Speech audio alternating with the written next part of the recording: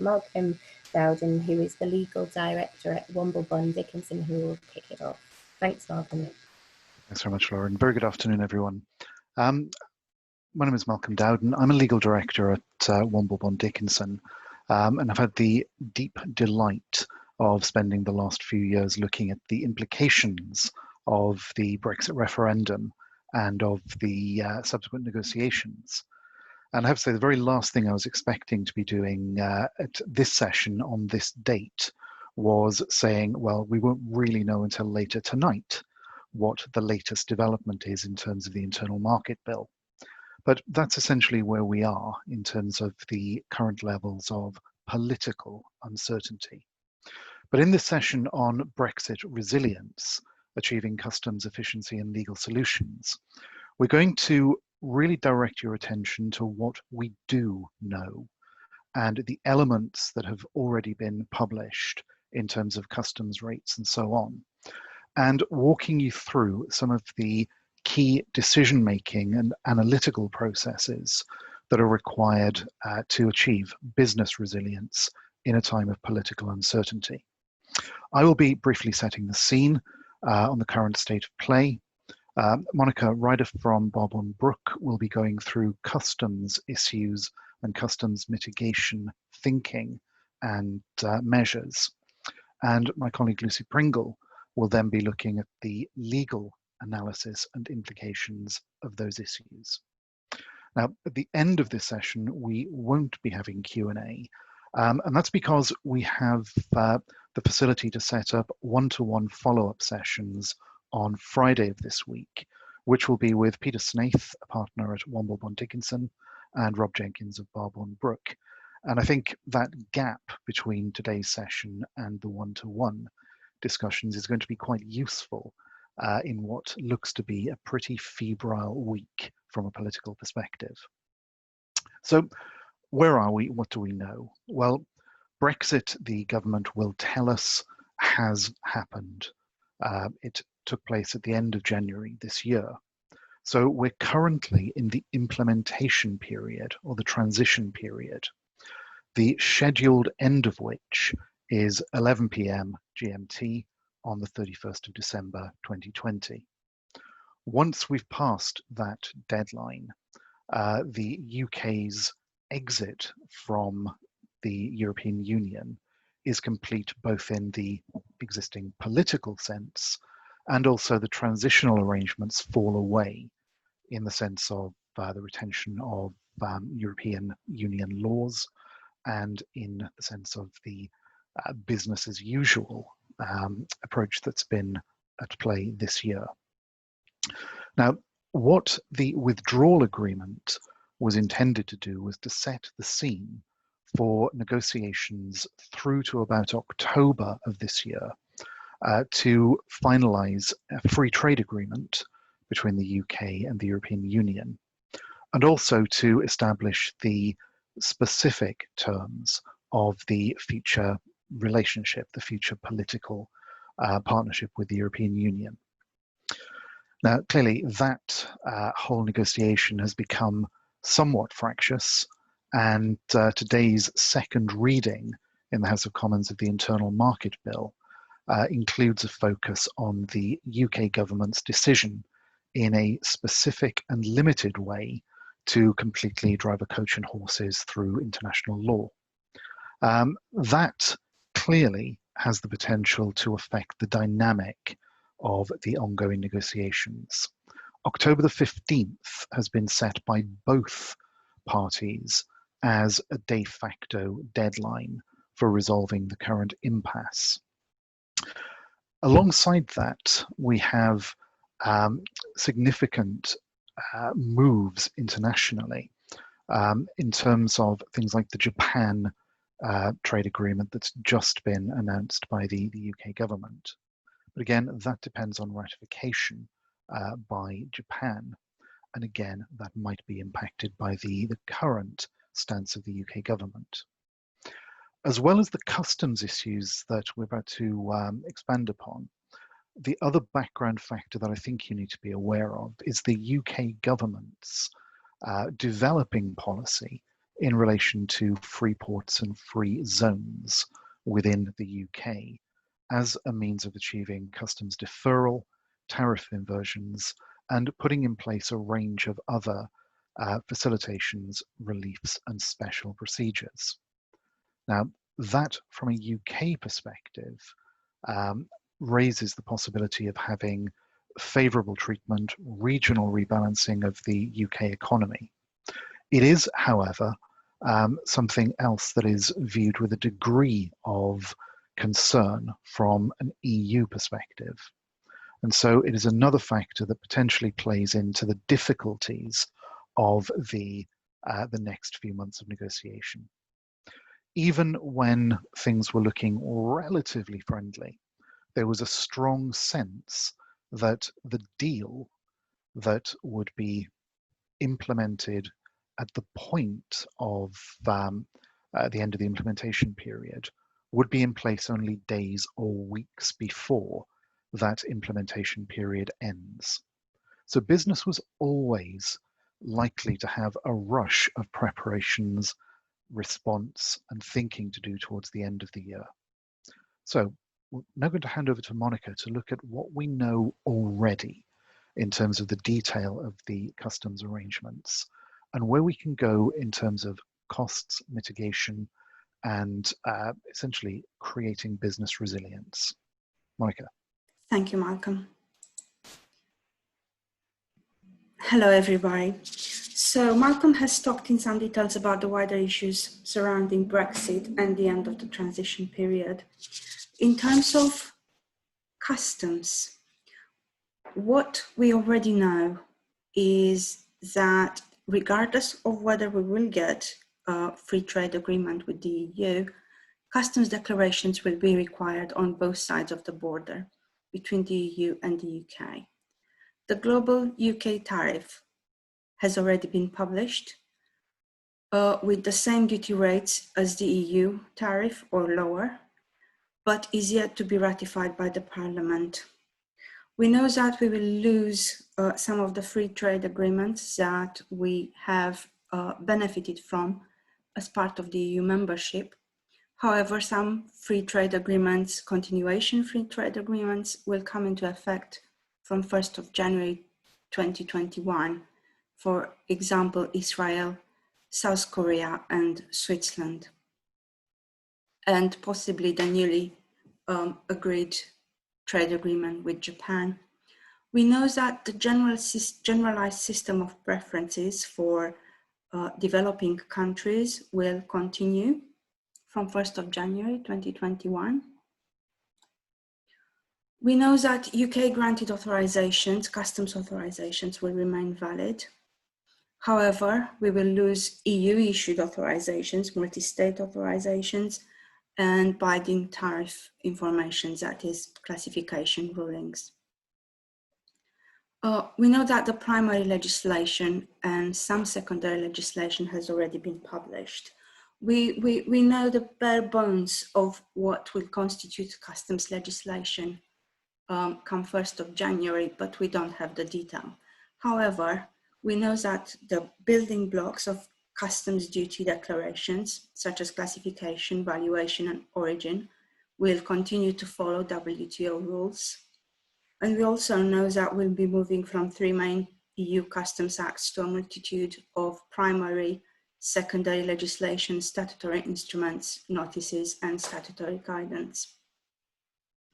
We also know that postponed VAT accounting for import VAT will come into effect for customs declarations submitted from 1st of January 2021. So what this means is that currently, when a customs declaration is submitted, customs duty and import VAT become payable straight away. For declarations submitted from 1st of January 2021, the import VAT will no longer be needed to be paid at the time of importation, and it will simply be accounted for through the VAT return, which will give some businesses a cash flow injection. We also know the already announced transition period simplifications, which will allow customs declarations on standard goods imported from the EU only to be submitted by 30th of June 2021, although an authorization is required to take advantage of this. Customs duty will become payable when customs declaration is submitted. So a company could be importing goods between January and June 2021 and just submit one big customs declaration just before 30th of June 2021. However, the import VAT will have to be accounted through the VAT returns. So some reconciliation will be necessary. And it is impractical to use this simplification for customs reliefs. What we don't know, as Malcolm mentioned, we don't know the shape or whether indeed a UK-EU FTA will even take place. We don't know the full UK free trade agreement position. Obviously, an agreement has been reached with Japan since we wrote this slide. And we don't know what the new rules and transition arrangements would be for the generalized system of preferences.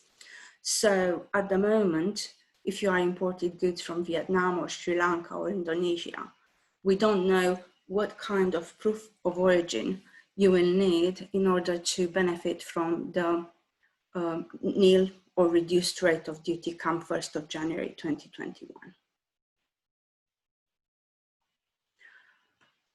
We don't yet know the provisions around tariff suspensions, anti-dumping duties, and tariff quotas, as they haven't yet been published.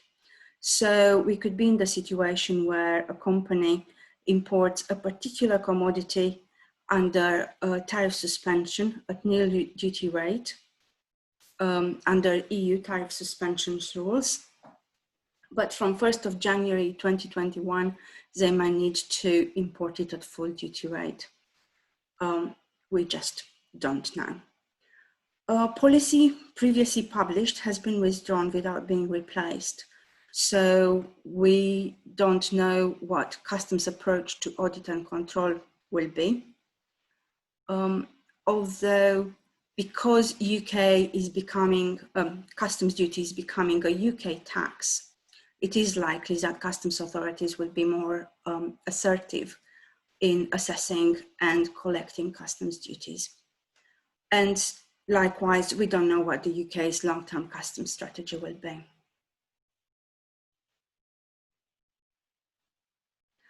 So what can we do in the middle of all this transition and unknown circumstances? Well, it is possible to model the costs of potential, well, the potential costs based on historical data. So applying EU and UK published duty rates to imports and exports and acquisitions and dispatches, it is possible to calculate the additional duty that will be payable come 1st of January 2021. It's also possible to estimate the additional cost of customs declarations by looking at the number of consignments to and from the EU historically. We can look at Incoterms. Many businesses have been trading on ex-works terms with EU suppliers and customers. However, come 1st of January 2021, is this still a desirable way of conducting business? Who will be the exporter? Who will be the importer? Who will be paying the duty and clearance charges? It's important to clear this ahead of time so there are no surprises. We can also look at the building blocks of the customs declarations. If you've been trading with the EU for a long time, you would be probably using a number of Intrastats classifications. However, ours is rigorous enough, so the correct amount of duty is being paid. Do you need to review all your tariff classifications ahead of 1st of January? Valuation issues. Who is the importer? Who is the exporter? Is there a transaction between the importer and the exporter? And can this be used as basis for the customs value? Or do we have to find an alternative valuation method for the imported goods? Are there royalties paid in relation to goods imported into the UK or the EU? And should these be added to the customs value of the imported goods, if not already included? The same questions are pertinent to assist to EU and or UK manufacturers and to research and development undertaken in the EU or the UK, should this be added to customs value of imported goods. Finally, origin issues. What full trade agreements are available for imports and exports? What would be the relevant proof of origin? Do exported goods still qualify for origin if we have a continuation origin free trade agreement? All these are questions which we can probably answer right at the moment based on what we know. So once the costs and issues are mapped, it is possible to start looking at mitigation strategies. And these are some of the more popular strategies. First of all, reviewing contracts with suppliers and customers for Incoterms and liability for delays. This is a particularly important point as there are expectations of delays at borders and shortages of customs declaration capacity. Another mitigation strategy is setting up a EU hub and consolidating consignments. And Lucy and I will talk more about this in just a moment. Inward processing and outward processing loops and or customs warehouse can be used to reduce the duty hit. And finally, if the number of consignments warranted, it is possible to bring customs declarations in-house by using CFSP. So in terms of EU hub, and I'm sorry, I'll try and see if I can move this window a little bit. Okay, so in terms of setting up an EU hub, this is a real life example of a business which sources goods from the UK and the EU and sells them to UK, EU, and rest of the world customers. Under the normal way of operations,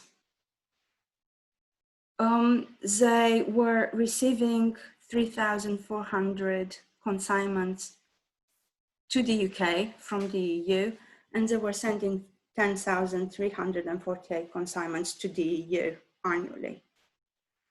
Come 1st of January 2021, this will mean customs declaration costs of over £1.2 million. And I have come to this number by multiplying the total number of consignments by 2, 1 import and 1 export, and by 45, which is the average cost of a customs declaration. By setting an EU hub, the business will be able to consolidate supplies from several member states in the hub and send 3 consignments a week to the UK. Similarly, all consignments from the UK are consolidated in 4 shipments a week and then directed to the EU hub from where they are distributed to the various EU customers. So this process of consignment consolidation will reduce the customs declaration cost to 37,440, therefore resulting in savings of £1.2 million.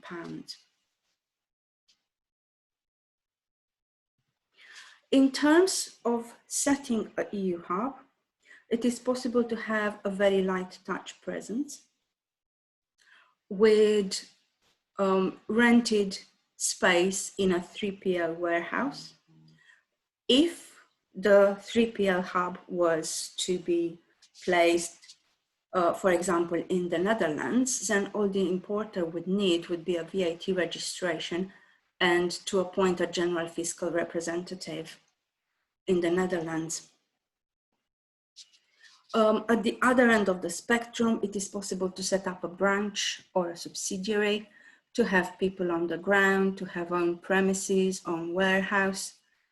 And Lucy will talk more about the legal implications of this scenario.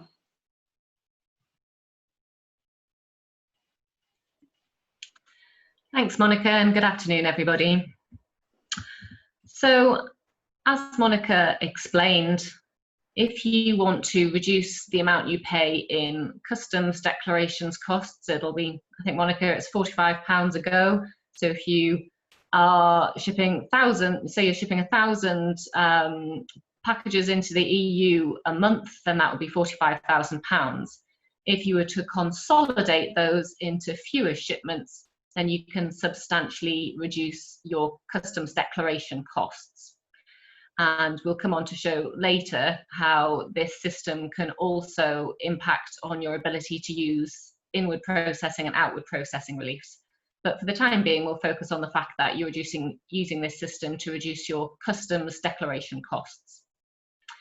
So this is the big picture of what it looks like. Instead of shipping lots and lots of individual items to individual customers all over the EU, you will instead consolidate your shipments and send fewer shipments to your EU hub, and then distribution will happen from there. So there will be the onward shipment of individual lots to your individual customers. The EU hub, out of all of the mitigation strategies that Monica mentioned, the EU hub is the most intensive from a legal perspective. And that's because it involves a fairly fundamental restructure of your distribution chain, as you can see. The benefits of it, apart from reducing your customs declaration costs, are that it avoids you having to have a VAT registration in every country into which you ship, and you do your customs declaration management in one country only. So on the following slides, we're going to look at what the role of your hub should be, where to establish it, what corporate structure you would need to adopt, the legal issues you need to think about, and we're also going to break down these legs, the shipment between the UK supplier to the EU hub as the first leg, and the second leg, the shipments from your EU hub to your EU customers as the second leg, and look at those in a bit more detail. Okay, so we'll move to the next slide, please, Monica. Thank you. So starting off with the role of the hub, it's very important to work this out early on because it will impact all of the legal. As Monica said, there are a range of options, from a very light touch option where you appoint a third party to do all the work for you. So essentially you outsource this function to a third party, you appoint them under a services contract, and they will receive your goods, warehouse them, and ship them on, together with dealing with the customs management and fiscal representative points that Monica mentioned. It's not essential, however, to set up your own legal entity, but you can do, and there are some advantages of that. So you might think it'd be better to set up your own hub within the EU as a member of your group and incorporate that as a separate legal entity in a country within the EU, and they would do the warehousing and dispatch instead of the third party.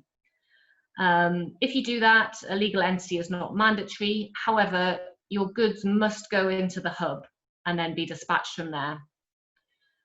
However, you don't need to transfer title in the goods to the hub. So you can do one of two things. You can either just send the goods to them and essentially that hub, whether it's your own hub or a third party, acts as a custodian in looking after those goods and dispatching them onto your customers. Or you can essentially sell the goods, transfer title from your UK company to the EU hub, and then it's your EU hub that is then selling the goods onto your customers. So that creates two separate contracts, one between you and the hub, and a second one between the hub and your customers. When you're looking at how to use your hub, you might need to think about what role you would like them to perform. It might be the simplest option, which is that they receive the goods, warehouse them and dispatch them.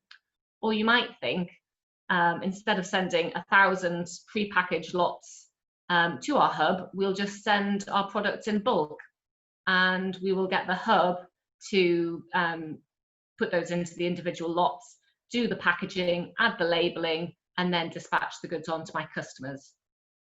You might take it a step further. So for example, if some of your components come from within the EU, then instead of getting those components shipped over to the UK, you might get those components sent to your EU hub and do some or all of the assembly work in the EU hub. So there are lots of options, and it just depends on what works best for your business. So that's the first thing, the role of the hub. Next question is where to put it. When you're thinking about this, you're likely to look at your existing geographic footprint. So if you already have a presence within the EU, it might make sense to align your hub with that. Similarly, you might need to look at where your customers are based. Monica mentioned the Netherlands. The Netherlands has a very friendly customs authority, and I know that's a jurisdiction that Barbourne Brook are keen on as an easy place to do this. But I guess if all of your customers were in the south of Europe, then it probably doesn't make so much sense to be shipping your goods into the Netherlands and then trying to get them down to Italy, Greece, etc. So you need to think about where your goods are going, and that's going to be bespoke, obviously, to each business. Next, how easy is it going to be for you to do business in that country? That's going to be a big consideration. So friendly customs authority is a consideration to take into account. You'll also want to think about language and just generally how easy it is to do business in a particular country. Tax is obviously going to play a very big part in your decision, particularly if you are setting up your own hub and transferring title in the goods to that hub company.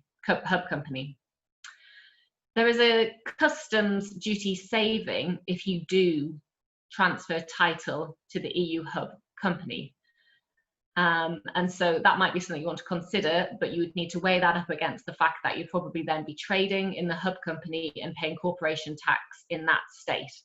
So you're going to need to take tax law advice in your proposed jurisdiction and look at how much corporation tax you would be paying, whether they calculate profit in the same way as the UK, and what's going to result in the lowest tax position for you.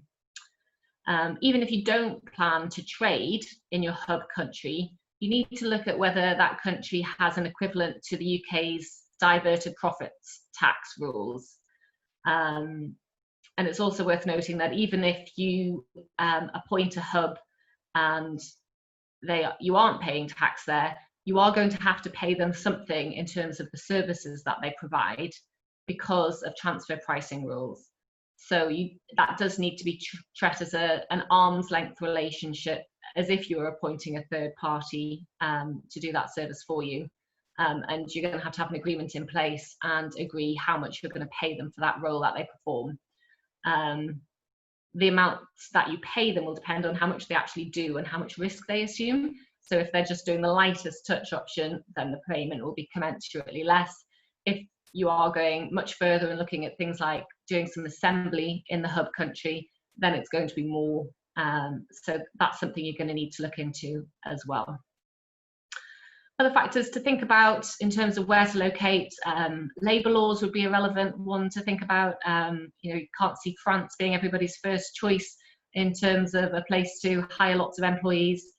And generally, you need to think about the regulatory landscape in the country you choose for your hub.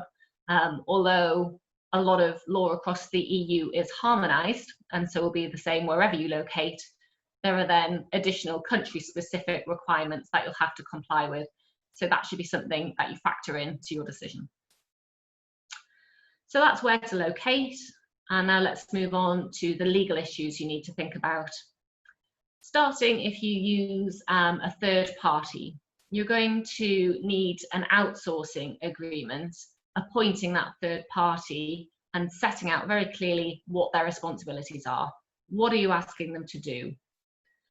And that contract is going to need to be well drafted, because that third party is going to be a critical part of your business model. If they don't do what they're supposed to do, then your supply to customers is potentially going to be severely compromised. So well-drafted contracts setting out what they are and are not authorised to do on your behalf.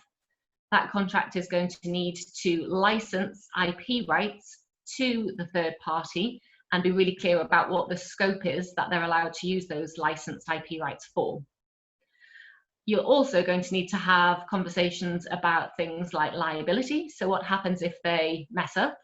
How much are you going to be able to recover from them? How long the arrangement is going to be in place, and what the termination circumstances would be. So you might say, I would say this, but you really need to get legal input if you're appointing a third party to put that outsourcing agreement in place. Next, if you're doing your own hub, technically you will have an agreement between your UK company and the EU hub to ship the goods over there, but since it's a group arrangement, it's likely to be far less formal than if you're appointing a third party. So the bigger legal issues you're going to need to think about are, if you're taking a physical footprint, then you will need to either lease or acquire property. You'll need to hire employees. In all of your operations, you'll need to comply with local laws. And much like with the third party agreement, you're going to need to license IP from the UK business to the EU hub. However, even better is if the EU hub holds the intellectual property. And that's because that's better from a customs perspective, because if there's a license of IP from the UK to the EU hub, then royalties will need to be paid back to the UK company, and that will be subject to duties. So from a customs perspective, it's better if the EU hub holds the IP. And then, irrespective of which business model you're going to use, and let's stick with the topic of IP, you need to think about whether you need to obtain IP registrations within the EU. And if you're taking any notes, this is one to put a massive star next to, because if you apply for and are granted trademark and design rights in the EU before the 31st of 2020, then on the 1st of January next year, there is an automatic splitting process. So if you've got those EU rights registered this year, then on the 1st of January next year, they will automatically be split in two, so you get an EU right and a UK right free of charge. If you were to apply for those rights after the 1st of January, the UK will be treated as any other third-party country. You'll have to pay twice. You'll be paying for your EU registration on top of the cost of your UK protection. So really important that if you are thinking about getting IP rights, irrespective of whether you're going for this EU hub model or not, if you need IP rights registered in the EU, get that done now. And if you really get your skates on, you might be able to get those registrations granted within this year, and that's something that Womble Bond Dickinson can help you with. Okay, I think we can move on to the next slide, please, Monica. Oh, sorry, personal data, last point. You'll need to take some advice on transfers of personal data, because it's easy enough to get your data into the EU, it's more complex to get it back out. So you'll need to take some advice on that point. Okay, sorry, next slide now. Thanks, Monica. So I promised that we would look at each leg of the journey in a bit more detail, because I know it is quite complex. So the first leg is you're sending consolidated shipments from the UK over to your EU hub. So as I've mentioned, you're going to need an agreement in place between your UK supplier and your EU hub co. And that might be a third party company, or it could be your own hub company that you've set up. And as I said, if it's a third party, that agreement needs to be extremely detailed and well drafted. If it's your own EU hub, you'll probably be a little bit more relaxed about what those terms are. You're going to need to vary your logistics agreements. Currently, your haulier will ship multiple packages all over the EU, and they will go directly from the UK, probably, to your EU customers. And if you implement the hub model, that's going to change very substantially. All of your shipment will go from the UK to the EU hub, and you're going to be shipping much greater volumes at one time. So you need to talk to your logistics provider to see whether they can do that for you, or whether you need to look to somebody else. And if you have long-term agreements in place with your haulage companies, you need to be careful that you're not going to be in breach of the terms of that contract. You'll also, as I said, need to license your IP from the UK company to the EU hub, either your own hub or a third party, so that they have the necessary rights to perform that function for you. Now, this is another really, really crucial point. So another one to put a big red asterisk next to if you're making notes. If you currently operate under license from a third party, so if a third party owns the IP that you use in your business, then after the 1st of January 2021, you're going to need the consent of that licensor to do this. There's some complex law behind it, which I don't propose to bore you with, but that's the summary. If you operate under license from a third party, you would need their consent to set this system up. And as I mentioned earlier, if you do a license, then any royalties that are payable back to the UK supplier will be subject to duty. Okay, next slide, please, Monica. Thank you. So the second leg of the journey for your goods is they've been warehoused with your EU hub, and then individual shipments are sent on to individual customers. And there we've got a happy EU customer because his prices haven't gone up a ridiculous amount, because you've put in this clever system to manage the customs duties that are that could potentially otherwise result in price increases. So here you need to think about your supply contract with the customer. Previously, your supply contract would be between your UK entity and the EU customer. If you appoint a third party to perform this hub service for you, that will stay the same. However, if you set up your own hub and you transfer title to your EU hub, then the supply contract is naturally going to be between the EU hub company and your EU customer. And so what you need to do is think about what law that contract should be governed by. Previously, your standard terms of supply are likely to say that they're governed by English law and that English jurisdiction will apply. That's not going to make much sense if you're supplying, for example, from the Netherlands into France. So you need to make sure that your standard supply terms are localized to reflect the law of your hub company.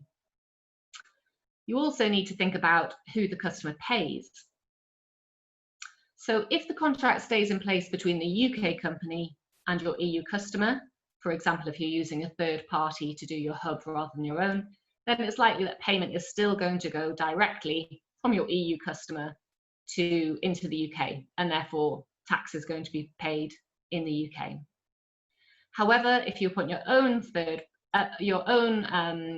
EU hub and transfer title to the goods, and therefore the contract is between the EU hub and the EU customer, then it's going to make much more sense for payment to be made to the EU hub. And obviously that will have tax implications, as I mentioned before. So that's where you need to think about where you're going to pay tax, how you can minimize your tax burden, and that will influence some of the decisions about how you use your hub. Moving on to the next point, you're going to need to vary your existing logistics agreements in respect of this second leg of shipment. So you need to make sure you've got a haulier who can ship from your EU hub to your EU customers. And again, checking that's not going to put you in breach of your existing haulage arrangements. And we think that there's likely to be significantly increased demand for logistics capacity post 1st of January. And there's potentially going to be a bit of a scrabble. You know, a lot of people have not put these plans in place yet. There's potentially going to be a bit of a scrabble for logistics resource. So better to start to engage with logistics and hauliers as early as possible. And finally, the Incoterm that you choose in respect of delivery should reflect the fact that you, the supplier, have responsibility for clearing the goods for export from the UK and clearing the goods for import into the EU. That's the whole point of putting this model into place, so that all of that burden doesn't fall onto your customer. And so you need to make sure, as Monica said before, that the Incoterm you select is appropriate. And I think that's back over to you, Monica.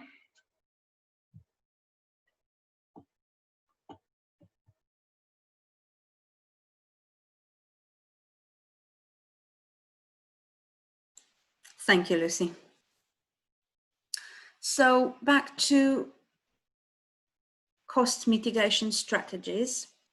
And as mentioned, I will talk more about the inward processing, outward processing loops with another real life example.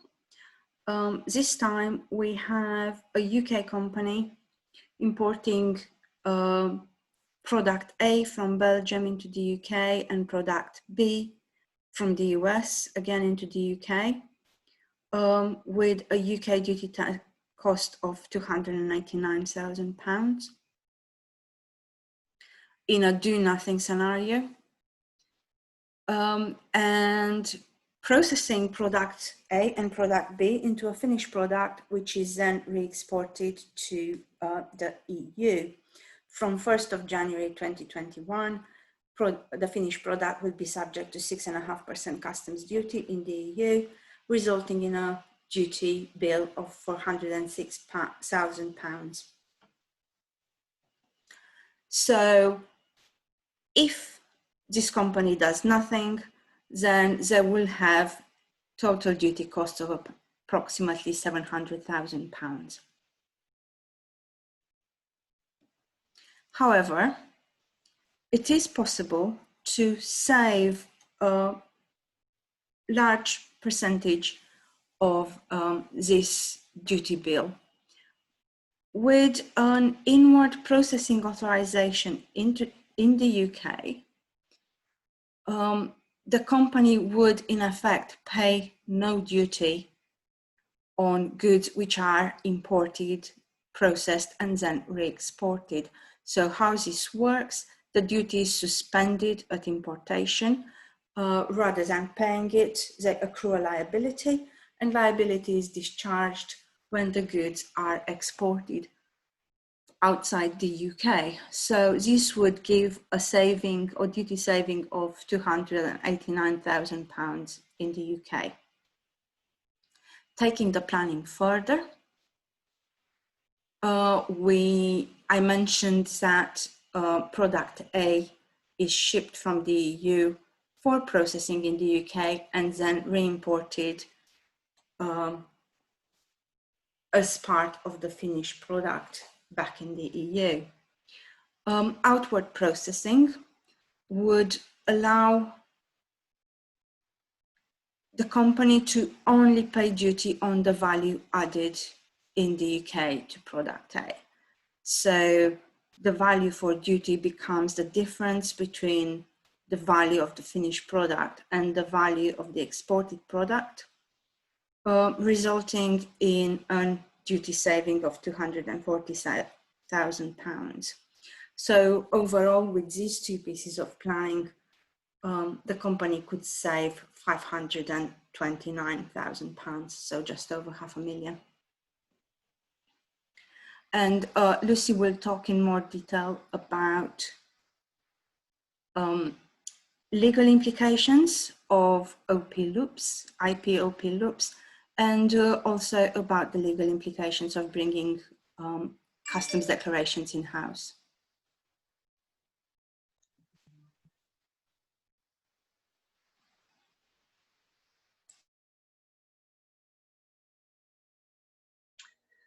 Thanks, Monica. If you could just go over to the next slide, that'd be great.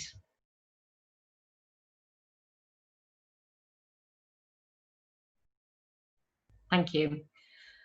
So this one's quite easy. Basically, it's the same as for the EU distribution hub, because in order to take advantage of these IP-OP loops, then you need a permanent legal establishment within the EU.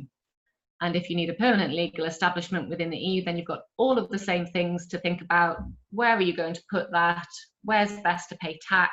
What role are you going to give you know, are you going to tie that in with the distribution hub, with the warehousing and the dispatch from within the EU? And all of the same contract and legal issues that I talked through in respect of the EU distribution hub. So the key point to be aware of is you can use this IP-OP loop mitigation strategy in conjunction with the distribution hub. And in fact, a lot of the legal issues are the same. So, you know, Monica, you can tell me if I'm wrong, but it seems to make perfect sense to me that you would try and do both. And I won't take you through the detail of all of my previous slides, but very similar issues apply to take advantage of this from a legal perspective. Back to you, Monica.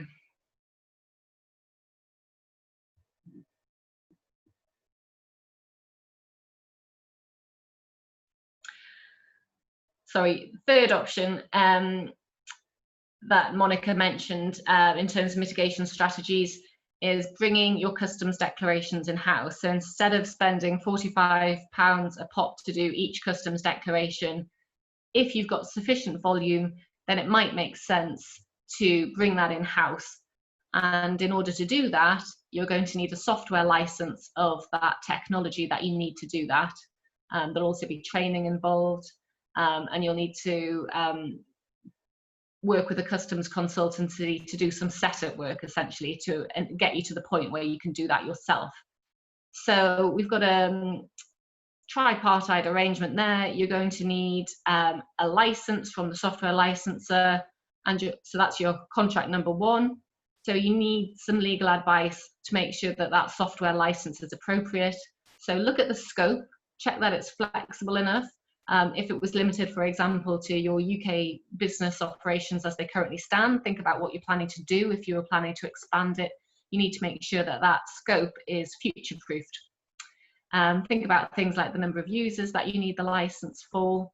Don't just focus on what the costs of that license are in the first year. You need to look at what the future costs are and whether you have any control over those future costs. You also need to get advice on what the license says about how the software will be maintained and how updates will be rolled out. And you need to think about whether the software licensor commits to any particular service levels so that you don't have too much downtime and you know that software is out of action for you at critical times of the month, for example. So they're the kind of things that you need to look at and take legal advice on in respect of the software license. The second contract you'll need in order to bring the customs declarations in-house is with a customs consultancy. So you'd be working with somebody like Barbourne Brook who would help you get set up. So they would provide customs consultancy services in order to help you implement this in-house solution. So in that contract, you want to look at things like, what is the scope of work that they've committed to? What deliverables do you need from them? What deadlines do you need them to hit? How much are they going to charge you, and do you have certainty over that cost? And what happens in respect of liability if the deadlines weren't met, for example, particularly because the ability to get this system up and running is going to be fairly business critical for you if this is the path you decide to go down. Okay, I think that's it from me, Monica.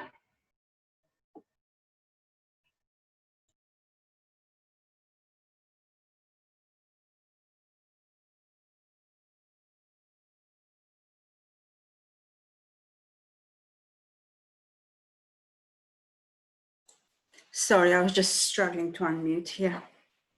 Okay, so in terms of time frames, in our experience, it can take 2 to 4 weeks to model the costs and issues, subject to being able to gather the relevant historical information. Application for customs duty reliefs preparation can take anything between 1 and 3 months. And HMRC have 2 months to process and approve a customs duty relief application. However, in our experience, that can take more than 3 or 4 months. And it is possible that HMRC will experience capacity issues in the period leading to the end of the transition period and in the first few months of the new year. We anticipate that there will be a rush to gain approvals and authorizations from customs and to utilize the window of opportunity. We recommend that any customs duty reclaims you have been considering of making should be submitted before the end of the transition period. It may be more difficult or impossible afterwards. We just don't have the information at this time. It would be also prudent to clear up customs duty issues before customs duty becomes a UK tax under the new regime. Also, as Lucy mentioned, there will be increased competition in arranging logistics, setting up EU hubs, warehousing space. So time is of an issue. We have 3.5 months left until the end of the year, and there is still a lot of work to do in our experience. So this concludes our presentation for today. Thank you very much for listening. As Malcolm mentioned, we won't be doing a Q&A session, but we would appreciate if you have any questions, setting up a one-to-one meeting or contact us directly. These are the contact details for both Womble Bond Dickinson and Barbourne Brook Limited. Thank you very much for listening. Thank you. Thank you again from the NEAA. Thank you, everyone.